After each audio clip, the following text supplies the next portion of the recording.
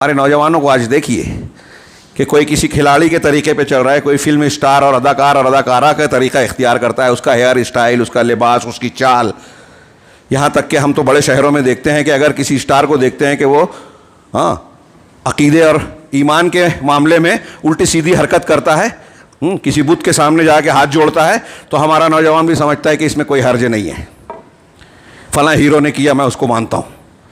فإنا للہ وإنا الیہ راجعون. یہ صورتحال جو میں نے بیان کی، اس پر غور کرتے جائیے اور پھر سوچئے کہ ہم کو کتنی ضرورت ہے کہ ہم اپنے بچوں کے سامنے، نوجوانوں کے سامنے ہی نہیں بلکہ بڑوں کے سامنے بھی نمونہ اور قدوہ پیش کریں.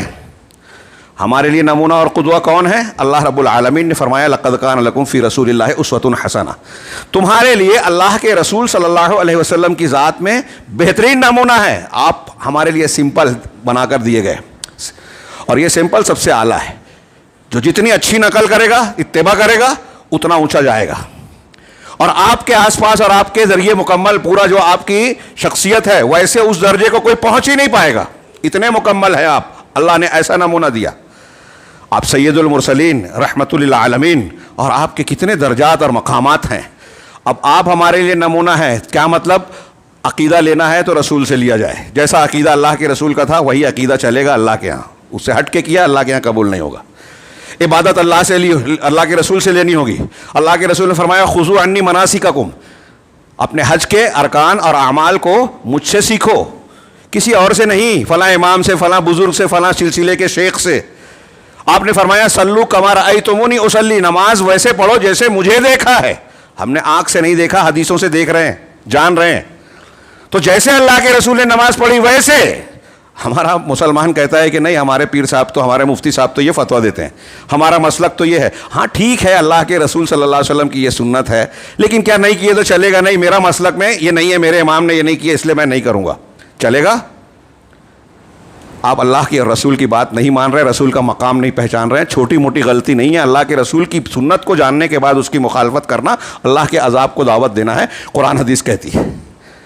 اور آج مسلمان ایسی ذلت و صغار میں مبتلا ہیں. وَجُعِلَ الذُّلُّ وَالصَّغَارُ عَلَىٰ مَنْ خَالَفَ أَمْرِي. اللہ کے رسول کی حدیث کے ایک ٹکڑا ہے کہ ذلت اور رسوائی ان پر مسلط ہو جاتی ہے جو میرے حکم کی مخالفت کرتا ہے، میری سنت کی مخالفت کرتا ہے. سارے مسلمان آج اس میں مبتلا ہیں اور شکوہ کرتے ہیں اللہ کی مدد نہیں آتی. ہمارے گھروں پر بلڈوزر چل رہے ہیں، ہمارے خلاف قانون بن رہے ہیں، گرفتار کیے جا رہے ہیں، دھمکیاں دی جا رہی ہے، عدالت اور دوسری جگہوں پہ دو رویہ اختیار کیا جاتا ہے، میڈیا ہم کو بدنام کرتا ہے، وغیرہ وغیرہ.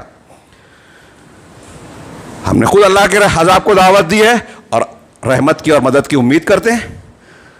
تو نبی صلی اللہ علیہ وسلم، قرآن نے کہا فَلْيَحْذَرِ الَّذِينَ يُخَالِفُونَ عَنْ أَمْرِهِ أَن تُصِيبَهُمْ فِتْنَةٌ. جو رسول کے حکم کی مخالفت کرتے ہیں انہیں ڈرنا چاہیے کہ کوئی فتنہ اور عذاب علیم یا دردناک عذاب انہیں نہ پکڑ لے. سنت کے خلاف جانتے بوجھتے جانے سے فتنہ اور عذاب آتا ہے. قرآن کہہ رہا ہے. یہ رسول ہمارے لیے نمونہ ہے.